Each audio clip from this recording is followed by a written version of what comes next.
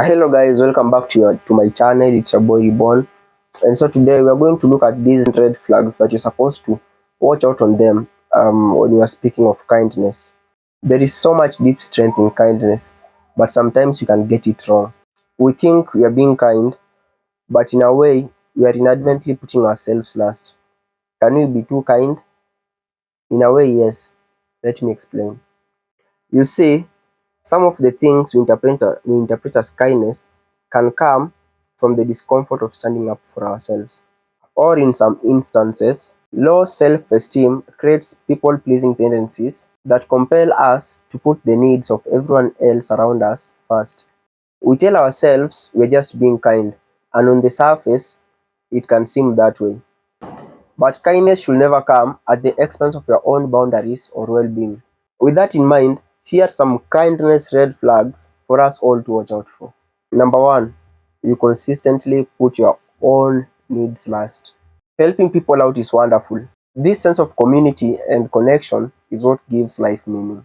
It's a sign of a generous spirit if you want to offer support to those around you. But it is also a sign of self-abandonment if you're not honoring your needs. If your own self-care remains at the bottom of your priority list, ask yourself, do you feel worthy of that self-care? Or are you placing everyone else's happiness above your own? Kindness should always be extended to yourself, just as much as it is to those around you. Number two, you find yourself saying yes to things you don't want to do. No doubt about it, it can feel tough to say no. For most of us, the thought of disappointing others is an uncomfortable one. But some struggle with it more than others, to the extent that saying no feels almost impossible. If you say yes to things that you really don't want to do, or worse, that might have a detrimental impact on you, it's not kindness at play. What is more likely going on is a deep fear of disapproval. You can be so scared of being rejected by others that you want to do anything to try to keep them happy. Number three, you hide your true feelings to try to protect others. I'm not talking about those so-called little white lies that we probably all indulge in. For sure, there's a little benefit in telling a friend that the meal she lovingly labored over preparing for you was just rubbish. Nor am I talking about being tactless and blurting out painful truths without considering how they will land. But if you constantly keep your own feelings and thoughts to yourself, it's not good. You are hiding parts of yourself to those close to you and hindering your ability to communicate authentically. Emotional suppression has many unpleasant side effects and has even been linked to the risk of early death. Number four, you forgive people that have wronged you and let them back into your life. Don't get me wrong, forgiveness is a wonderful thing. It pays to forgive. Grudges are toxic, they end up eating away at you. In the end, when you can't let go of things in the past, we simply create more suffering for ourselves in the present. So forgiveness in many ways is not only kind and mature, but it's also self-preserving. Sometimes second chances are also certainly deserved. Other times it draws us back into toxic relationships and patterns where history repeats itself.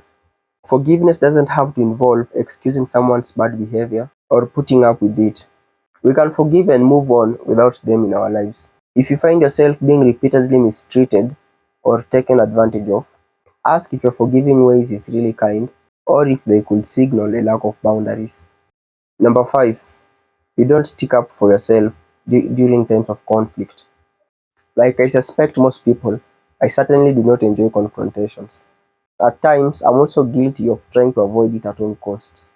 As you've just seen, letting things go can sometimes be the wisest choice. After all, getting stuck in needless drama serves no one. But there are times that we need to learn to stand our ground. Times when we deserve to have our own backs and stick up for ourselves. As unpleasant as it can feel, sometimes confrontation is very necessary.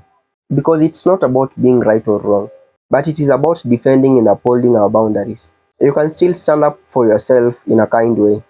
Because we are not talking about getting mad or aggressive, but you're talking about finding the courage inside to state your case and speak your truth. Kind people are also kind to themselves too.